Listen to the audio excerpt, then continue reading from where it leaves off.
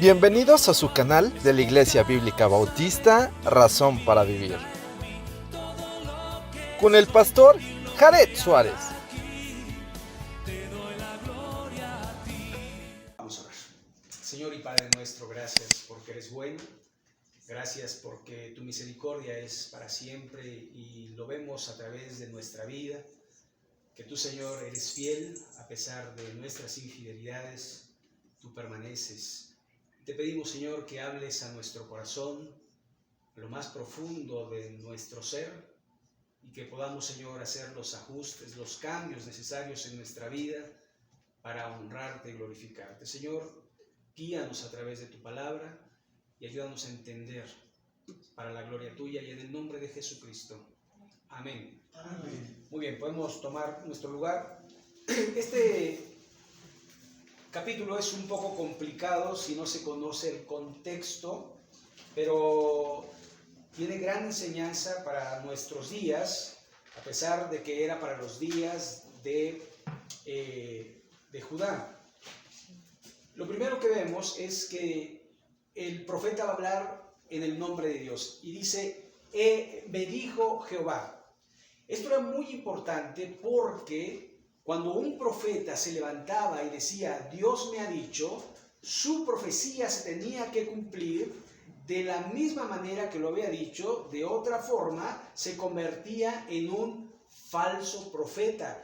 Y lo que hacían los judíos con los falsos profetas era agarrar la ley y decía, la ley de Jehová dice así, que el que dijere y no se cumpliera era un falso profeta, y tenían que apedrearlo. A esto se arriesgaban y de hecho la historia de Isaías nos dice que rechazaron la palabra de Isaías e Isaías terminó metido dentro de un hueco, un tronco hueco y fue aserrado.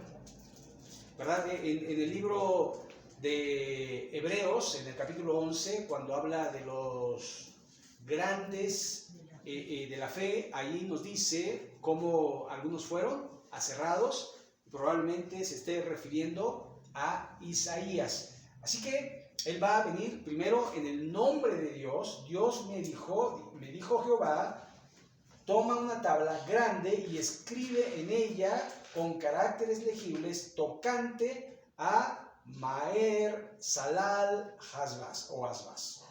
Esto es el nombre que le iba a poner a su hijo que todavía no nacía, todavía no lo concibía, ¿verdad?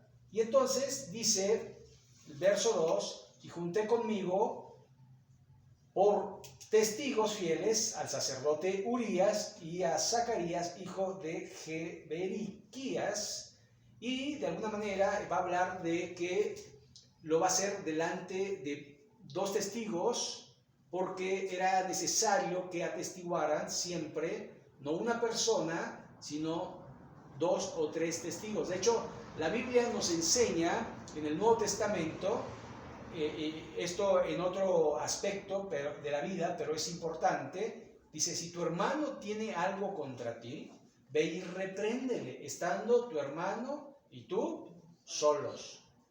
Si te oyere, has ganado a tu hermano. Si no te oyere, uno o dos testigos. Es importante siempre atestiguar, porque de alguna manera hasta en nuestros días existen los testigos. Y no me refiero a los testigos de Jehová, me refiero a los testigos que están, ¿verdad?, en un juzgado, que van a atestiguar a favor o en contra. Y entonces esto era para que cuando se cumpliese la palabra, los testigos dijeran, así lo dijo, y Dios es testigo, porque se hizo como había dicho el profeta. Entonces era para eso. Ahora, esto simplemente es importante, porque si ustedes recuerdan, ya Isaías tenía un hijo, que vimos en el capítulo 7, y el significado de su primer hijo era que un remanente volverá. Eso era lo que decía el primer hijo. De hecho, fue cuando fue con Acaz y le dijo, no te preocupes, pide una señal, ¿verdad? Y Dios te va a dar la señal, pero él no creyó. Y entonces refiere que la Virgen daría un hijo, ¿verdad? Y sería grande y habla de Dios con nosotros. Pero ahora este hijo, ¿verdad? Habla o quiere decir que serán llevados lejos.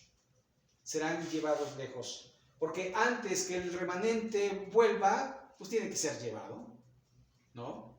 Antes de regresar de algún lugar, pues tienes que ir a ese lugar. No puedes decir, voy a volver a Puebla si estás en Puebla. Pero, por ejemplo, voy a volver a Ciudad Cerdán porque vengo de Ciudad Cerdán, ¿verdad? Pero no puedes decir, voy a un lugar cuando no has estado en ese lugar. Entonces, de alguna forma, los cautivos van a volver, el remanente va a volver porque van a ir al cautiverio. Ahora, esto es referente a esto, pero después, allí es punto y coma. O sea, digamos, es punto y aparte, porque después dice, y me llegué a la profetisa. O sea, tuvo relaciones con su esposa, ¿sí? Ahora, lo curioso de acá es que no llamó a los testigos para que vieran cómo tenía, sino, porque se puede malinterpretar el texto, sino está hablando de otra cosa, en otro tiempo, en otro momento, y dice, y me llegué a la profetisa. Ahora, profetisa no es porque era la esposa del profeta, ¿no? Como ahora, que la esposa del pastor es pastora. No es así. No existen las pastoras, pero sí existían las profetisas. O sea, lo que indica que la esposa de Isaías también profetizaba. Y vemos varias profetisas. Débora era una profetisa, esa la vemos en el libro de los Jueces. También la hermana de Moisés era profetisa. Y de alguna manera también en el Nuevo Testamento vemos que hay algunas profetisas o diáconas o diaconisa, en el caso de Febe. Pero no vemos ninguna pastora, ¿verdad? No existe la palabra pastora ni en el Antiguo. Bueno, en el Antiguo sí, porque Raquel era pastora, ¿se acuerdan? Pastoreaba ovejas, pero era literal, no en el sentido espiritual. Así que, bueno, era profetisa porque profetizaba. Y recuerde que muchas de las cosas que están en la Biblia son un recuento de lo más importante, inspirado por Dios para nuestra utilidad. Quizás de la vida de la profetisa se pudiera haber escrito un libro, pero no se escribió.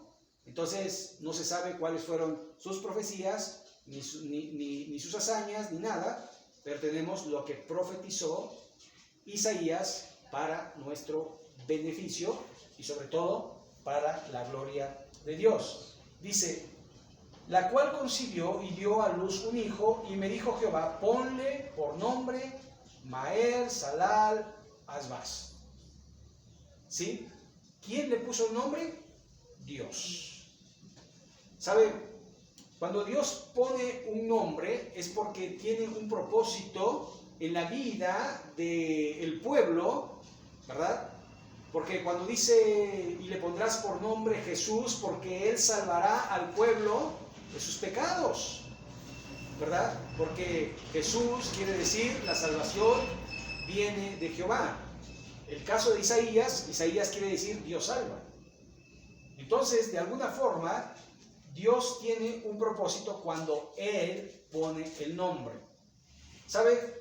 Cuando nosotros o cuando las personas van a tener un hijo, buscan un nombre. Y algo que buscan del nombre es ver qué significa. Muchas personas. Algunos simple y sencillamente, me gusta este nombre, no importa que signifique lo que signifique. ¿Sí me explico? Y simplemente por gusto ponen el nombre, o porque fue el nombre de un prócer, un personaje importante, y le ponen el nombre, ¿no? Por ejemplo, hay perros, nosotros teníamos un perro que se llamaba Hitler, ¿no? Era malo el perro, era un Doberman. Entonces, pero lo hicieron malo porque el chiquito no era malo. El caso es que muchas veces para recordar a alguien se ponen nombres, pero en el caso de Dios, Dios quería recordar que la profecía era firme y serían llevados cautivos. Era un recordatorio de lo que Dios iba a hacer y de alguna manera reforzar la profecía de Isaías, porque seguramente, imagínense el gran nombre que le puso, ¿cómo se llama tu hijo? Entonces había que leerlo, ¿verdad? Porque para acordarse está difícil. Maher Salal Hasbaz. ¿Y qué quiere decir? Que los cautivos, que serán llevados cautivos. Y entonces algo dolía el oído, porque decía, ¿cómo te atreves, no? Y por eso no querían mucho a los profetas, porque decían, estos profetizan puras cosas malas. En vez que profeticen fortuna, bienestar, prosperidad. Es como ahora, ¿no? Ahora el pastor que habla del pecado, ay no, que me llene de motivación, que me llene de que soy yo grande y que me va a ir bien y que voy a tener dinero y fortuna y trabajo y salud. Ah, ese sí lo quiero. Pero el que me dice, cambia tu forma de vida, el que me dice, estás en pecado, ese no. Pero realmente están para eso, para señalar lo que Dios dice en su palabra y no para ser motivadores, ¿verdad? Al final podemos llenarnos de motivación y así los motivan también a soltar la cartera, ¿verdad? Porque también hacen eso, ¿verdad? Porque si Dios les va a dar, pues, órale, póngansela del pueblo, ¿no? ¿Sabe? Nosotros necesitamos ver cómo permanecer en la sana doctrina que es la Biblia, la palabra de Dios, no la palabra del hombre. Por eso dice y sigue diciendo el verso 4, porque antes que el niño sepa decir, Padre mío y Madre mía, será quitada la riqueza de Damasco y los despojos de Samaria delante del rey de Asiria. ¿Ok? Entonces, esta profecía es para Damasco y es para Samaria. Recuerden que Samaria era la capital del reino del norte. Acuérdense que Israel estaba dividido en dos. La parte de arriba, parte norte, era Israel y su capital era Samaria. La parte de abajo era Judá y su capital era Jerusalén. ¿Sale? Entonces, cuando dice Israel, muchas veces se refiere a todo Israel, pero muchas veces se refiere a la parte norte. Entonces hay que ver en el contexto a qué parte se refiere, si a las 10 tribus o a las 12 tribus, según el contexto. ¿Ok? Entonces, antes que diga papá o mamá, el niño, que más o menos lo viene diciendo al año, papá, mamá, los niños, algunos a los 10 meses aprenden a hablar, pero regularmente al año el niño ya sabe decir papá o mamá, ¿verdad? Según lo que se le diga, ¿no? Porque papá, di papá, ¿no? Y ahí están, quieren que diga la primera palabra que sea papá y no mamá, o mamá y no papá. Pero al final, aquí nos dice que antes que diga papá o madre mía, madre mía, será quitada la riqueza de Damasco y despojos de Samaria delante de Asiria. Verso 5. Otra vez volvió Jehová a hablarme diciendo, otra vez, esto quiere decir que Dios se iba manifestando al profeta progresiva y de una manera paulatina, es decir, no daba toda la información completa, porque a veces nosotros queremos escuchar todo y saber todo, pero sabemos y tenemos lo que necesitamos saber. Entonces, dice, verso 6, por cuanto desechó este pueblo las aguas de Siloé van a representar a David, ¿verdad? Y a su estirpe, que corren mansamente, y se regocijó con Resín y con el hijo de Remalías. Esto es los que gobiernan en el norte. Resín el de Damasco y Remalías el de Samaria. He aquí, por tanto, que el Señor hace subir sobre ellos aguas de ríos impetuosas y muchas.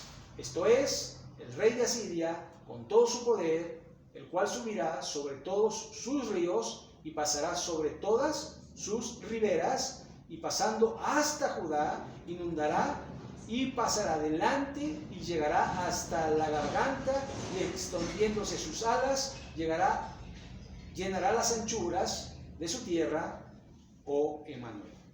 ¿Sabe? Aquí lo que está diciendo es cómo Asiria sería como un grande río por la cantidad de ejército que invadiría estas tierras. ¿Sabe? Cuando uno ve acerca de las guerras, uno ve los ejércitos y cómo estaban armados, ¿verdad? Por ejemplo, en el caso de Israel, Israel no tenía armamento. Los que tenían armamento eran los filisteos. Ellos eran los herreros y prohibían a los israelitas errar el día. Entonces estaban limitados. Si ellos querían afilar una hoz, tenían que ir con los filisteos. Si querían afilar un arado, tenían que ir con los filisteos. Y no se les permitía espadas ni ningún otro elemento que fuera de guerra. Simple y sencillamente, cuando Israel peleaba, lo que vemos y lo maravilloso de todo esto es que Dios les daba la victoria, ¿verdad? Porque ellos con piedritas usaban la honda y con el palo del asadón o con los mismos asadones peleaban. Y cómo era posible que podían vencer a ejércitos que ya tenían carros tirados por caballos, que agarraban gran velocidad y tenían lanzas y muchas otras armas como espadas y flechas y arcos. ¿Sabe? Israel era muy, digamos, austero en el sentido armamentístico. Ahora es primer mundo. Ahora no hay quien pueda hacerle frente a Israel. Pero así como en aquellos tiempos Dios daba la victoria, Dios sigue dando la victoria a Israel. No es Israel en sí. Es Dios que dirige sus flechas, que les da fuerza y que de alguna manera hace lo que Él prometió. Y lo que Él prometió es que su pueblo llegaría hasta el fin. Así que vamos viendo cómo de alguna manera se van cumpliendo y va a venir el ejército de Asiria y va a llegar hasta Judá. Pero la última parte, oh Emmanuel. ¿Se acuerdan de oh Emmanuel, Dios con nosotros? Se vuelve a mencionar acá. A pesar de todo esto, Dios sigue estando allí. Y eso es algo importante. Por ejemplo, leemos en los proverbios, si Dios no edifica la casa, en vano trabajan o edifican los constructores. Entonces, vemos como si Dios está, no importa que venga cualquier torrente, cualquier ejército, cualquier circunstancia, tenemos a Dios. Dice el verso 9, reuníos pueblos y seréis quebrantados. Oíd, todos los que sois de lejanas tierras, ceñíos y seréis quebrantados, disponeos y seréis quebrantados. Esto porque a pesar de que tenía fuerza, el ejército de Asiria no duraría tanto tiempo, porque venía ya gestándose y viniendo Nabucodonosor con su ejército para aplastar a los asirios y también subyugar la tierra de Israel. Y dice el verso 10, toma consejo y será anulado, proferid palabra y no será firme, porque Dios está con nosotros. Y esto refiriéndose a los enemigos que de alguna manera serán neutralizados por Dios. ¿Sabe? Es como Hitler en la Segunda Guerra Mundial. Él quería exterminar a los judíos. Y tenía los campos de concentración. Se dice que más de 6 millones de judíos fueron muertos en estos campos de concentración. Por eso le llaman el holocausto judío. Ahora, él estaba empecinado en destruir a todo el judío. Y sin embargo, Dios lo impidió. Porque fue Dios. Dios movió al ejército estadounidense, movió al ejército ruso, movió al ejército inglés, al ejército francés, contra los italianos, contra los japoneses, contra los alemanes. Y ellos vencieron e Israel fue liberado de una manera prodigiosa, porque la guerra no era por los israelitas, Era por otras situaciones, pero Dios desvió su mirada de Hitler a los israelitas, o Satanás, y al final Dios liberó a su pueblo, y aunque la guerra no se trataba de su pueblo. Así que Dios hace cosas maravillosas sin darnos muchas veces cuenta de lo que Dios hace. Dios prometió y Dios cumplirá, porque algo que hace Dios es cumplir con sus promesas. Así que, verso 11, porque Jehová me dijo de esta manera, con mano fuerte, y esta es la tercera vez que Jehová dice, con mano fuerte, y me enseñó que no caminase por camino de este pueblo, diciendo, ¿sabe? Camino de incredulidad, el pueblo que no cree. ¿Sabe? Es lo mismo que pasa ahora. Nosotros no debemos caminar por el camino que camina este mundo. No améis al mundo, ni las cosas que están en el mundo. ¿Sabe? Nosotros seguimos el camino y la verdad que es Cristo. Y se opone a este mundo. ¿Sabe? De hecho, nosotros somos anticuados, fuera de moda. Nosotros nos preguntan, oye, ¿y cómo se divierten si no toman y no fuman, no bailan? Pues, ¿qué hacen entonces? Bueno, pues muchas otras cosas. Podemos hacer muchas otras cosas. Pero la gente quiere divertirse. No le importan las consecuencias. Y el mundo que tenemos es a causa de la diversión de la gente. ¿Sabe? Dios prohíbe, pero las prohibiciones en realidad son por nuestro bien.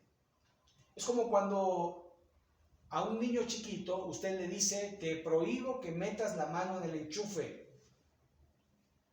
Y el niño dice, mi papá, qué malo es, no me deja meter la mano en el enchufe. Y si yo quiero meterla, y si yo quiero experimentar por mí mismo. Y ahí va el chamaquito con 2 alambritos, ¿verdad? Y a ver, ¡pac! No hizo caso, se electrocutó. Casos hay muchos. Pero el otro dijo, voy a obedecer. Y nunca entendió por qué, ¿verdad? Y después creció y se le olvidó. Y nunca se acordó que no tenía que meter la mano en el enchufe, pero luego tuvo hijo. ¿Y sabe qué hizo? Lo mismo, no metas la mano en el enchufe.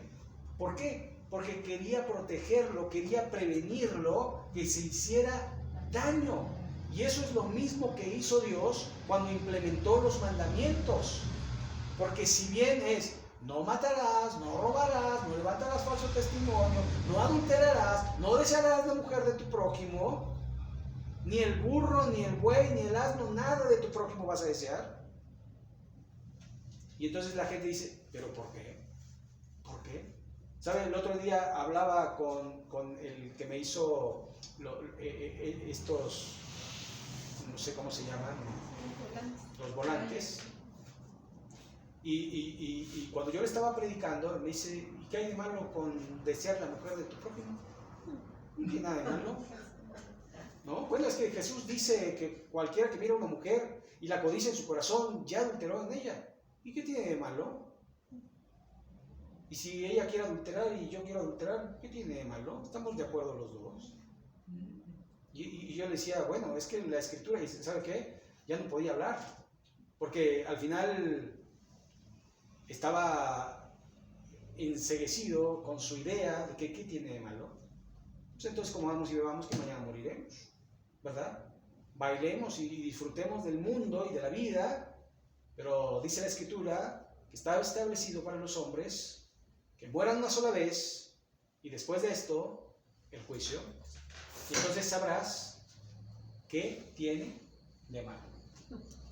Entonces sabrás que era malo y sabrás que Dios es el juez de la tierra y el castigo para aquellos que no obedecieron. Verso 12. No llaméis conspiración a todas las cosas que este pueblo llama conspiración, ni temáis lo que ellos temen, ni tengáis miedo. ¿Sabe? Es porque cuando Isaías daba esto, decía, no, tú estás conspirando contra el pueblo. Si no hagas caso. Verso 13. A Jehová de los ejércitos, a él santificad, sea Él vuestro temor y sea Él vuestro miedo. ¿Sabe? Hay un dicho que dice, el que nada debe, nada teme. ¿Sabe? Si nosotros obedecemos a Dios, ¿por qué temer a Dios? Debemos temer el castigo de Dios porque Dios es justo. Y si no temiéramos el castigo de Dios, entonces desobedeceríamos. Así que los que tememos a Dios es porque sabemos qué horrenda cosa es caer en manos de un Dios vivo. Porque Dios es fuego consumidor. Entonces, nosotros debemos entender que si nosotros obedecemos, de alguna forma estamos temiendo a las consecuencias. Aunque no lo hacemos por temor, sino por amor, porque Él nos ha salvado, no por obras de justicia que nosotros hubiésemos hecho, sino por la sangre preciosa que fue derramada en la cruz del Calvario. Así que, si a alguien hay que temer, es a Dios. Por eso en Hebreos dice, no te dejaré ni te desampararé, y después habla y dice que no debo temer lo que pueda hacer el hombre. Entonces, sino debo temer a aquel que puede destruir el alma y el espíritu en el infierno. Así que si hay alguien que debo temer, no es a los hombres, no es a los temblores, no es al volcán, no es al narcotráfico, no es a la inseguridad, sino a quien debo temer es a Dios. Es a Dios. Porque los que tememos a Dios estamos seguros que ni la muerte, ni la vida, ni principados, ni ninguna cosa creada nos podrá separar del amor de Dios en Cristo Jesús. Entonces, estamos seguros en Cristo. Así que si se cae la casa y morimos, estamos seguros. Y si explota el volcán y nos cae una piedra, ¿verdad? Estamos seguros. Y si viene el narcotráfico, estamos seguros.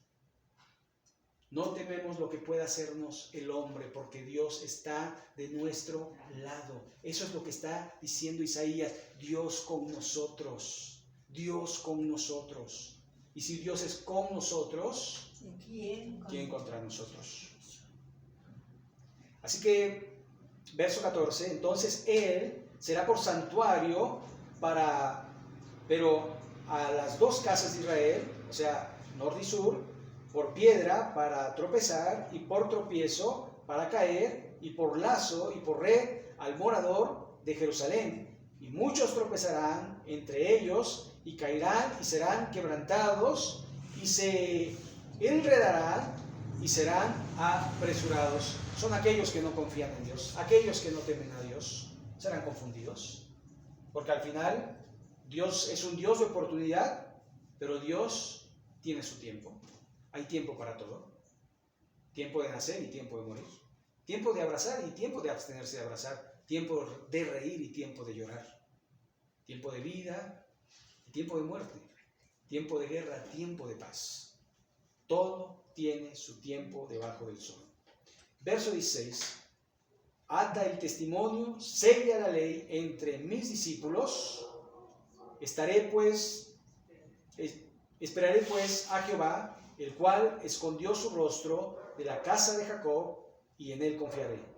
Y aquí yo y los hijos que me dio Jehová somos por señales y presagios en Israel de parte de Jehová de los ejércitos, que mora en el monte de Sión. ¿Sabe? En Hebreos, en el capítulo 2, en el verso 13, hay unas palabras muy similares a estas, y se las voy a leer. Dije Hebreos, ¿qué? 2:13, ¿verdad? Ok.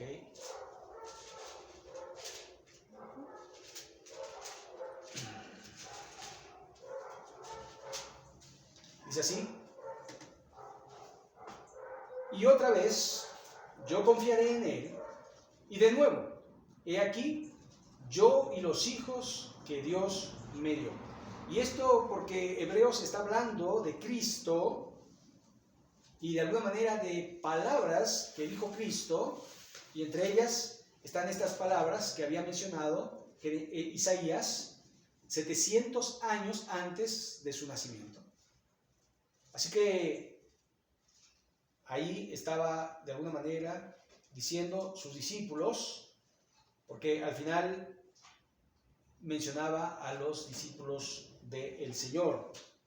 Y aquí yo y los hijos que me dio Jehová somos por señales y presagios en Israel por parte de Jehová de los ejércitos que mora en el monte de Sión. Y es curioso porque tanto Jesús como los apóstoles hablaron acerca de los tiempos finales también.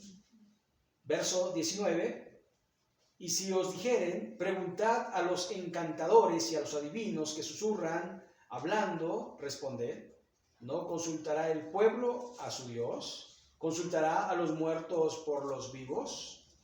¿Sabe? Esta práctica es una práctica muy milenaria, por decirlo de esta forma.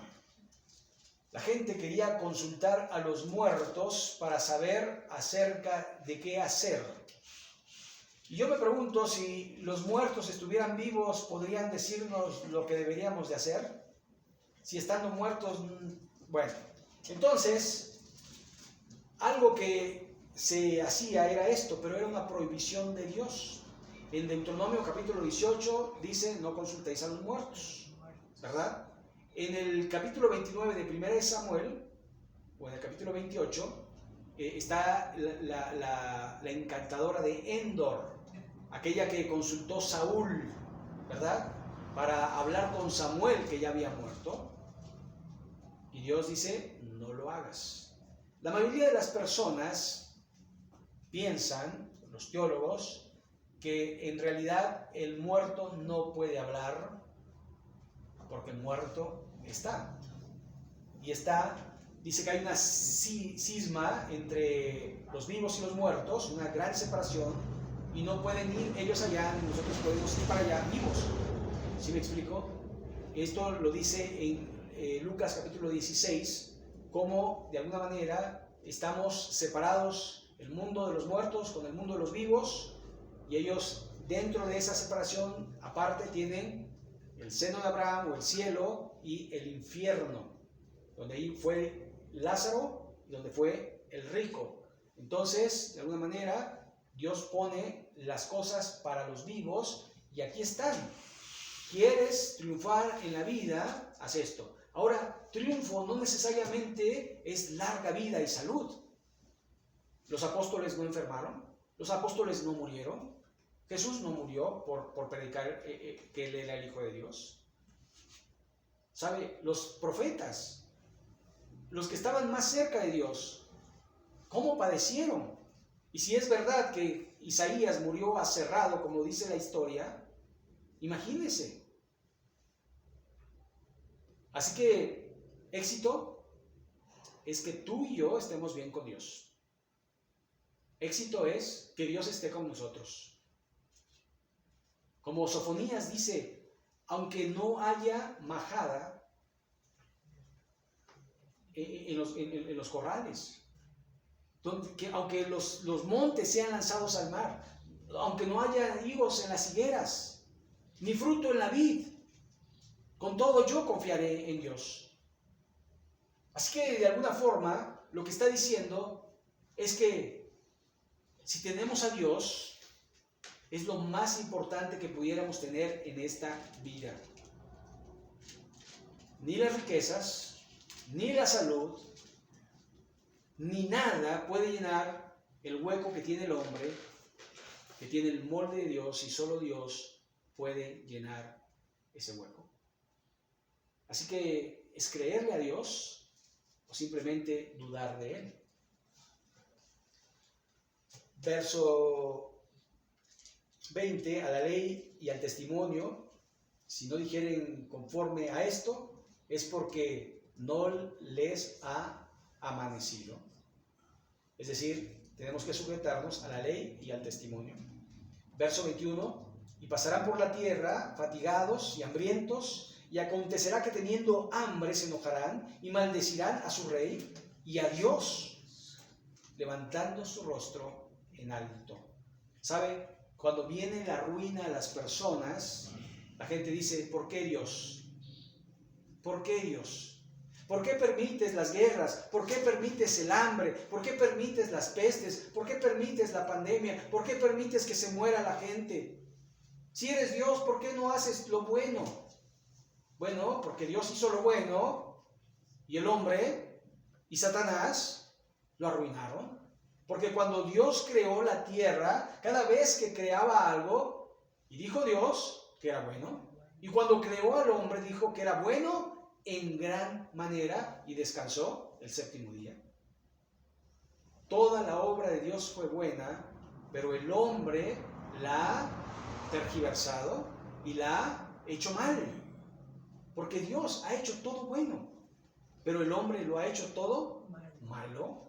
Dormir es bueno, pero dormir de más ya no es bueno. Comer es bueno, pero comer de más ya no es bueno. El sexo es bueno dentro del matrimonio. ¿Pero qué dice el hombre? Ah, no. ¿Me explico? Dios lo ha hecho todo bueno en su tiempo, para su gloria y para su honra.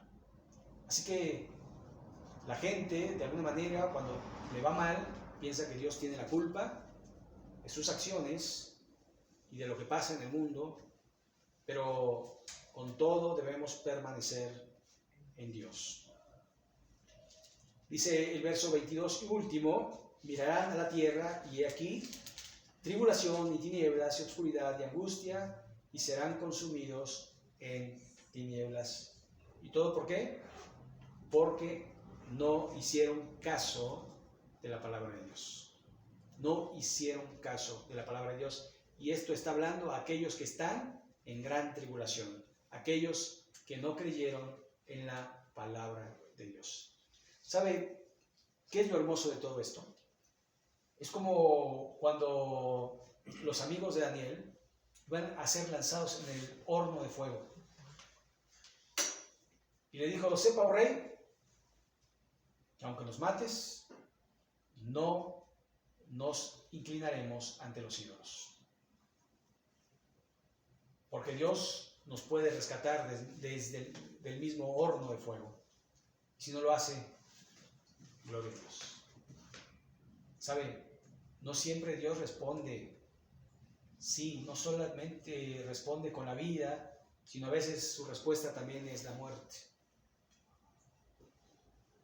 Pero no es que queremos ir al cielo. Al final de cuentas, todos vamos a morir. No sabemos cuándo. Pero Pablo lo decía de esta manera. Para mí el vivir es Cristo y el morir es ganancia. Dice, desearía estar yo con el Señor. Pero el Señor tiene un propósito y hasta que el Señor no quiera, pero yo quisiera estar con el Señor. Si Él quiere, nos mantendrá, pero si Él no quiere, nos llamará. No importa cualquiera que sea nuestra situación, nuestra vida tiene que ser una vida de adoración y de glorificación al nombre de Dios, como hizo Job. Dios dio, Dios quitó, sea el nombre de Jehová bendito. Bendeciré a Jehová en todo tiempo. No importa cuál sea mi circunstancia, mi vida debe ser una vida de adoración a Dios en todo tiempo. Vamos a orar para terminar y vamos a poner este tiempo en manos de nuestro Dios. Señor y Padre nuestro, gracias te damos por tu palabra, porque si bien vemos palabras que no son tan benévolas, de que va a venir un rey y va a destruir, pero Señor, tú nos has advertido a través de la vida que hagamos el bien, que te honremos, que te sigamos, y que si no, pues que nos atengamos a las consecuencias. Señor, nosotros queremos tener un corazón que te honre, cualquiera que sea nuestra circunstancia, que te alabemos en todo tiempo y que nuestra vida sea una vida de alabanza, porque nos has salvado y nos has rescatado del mismísimo infierno. Señor, líbranos de caer en tentación, ayúdanos a ser obedientes a tu palabra, a temerte, sabiendo que el juicio está pronto y que tú tienes un plan y un proyecto para cada uno de nosotros. Te rogamos que nos guíes a través de ese plan y que podamos hacer tu voluntad y no la nuestra. Señor, bendice tu palabra en nuestra vida, que dé fruto para la gloria tuya, y en el nombre de Jesucristo. Amén.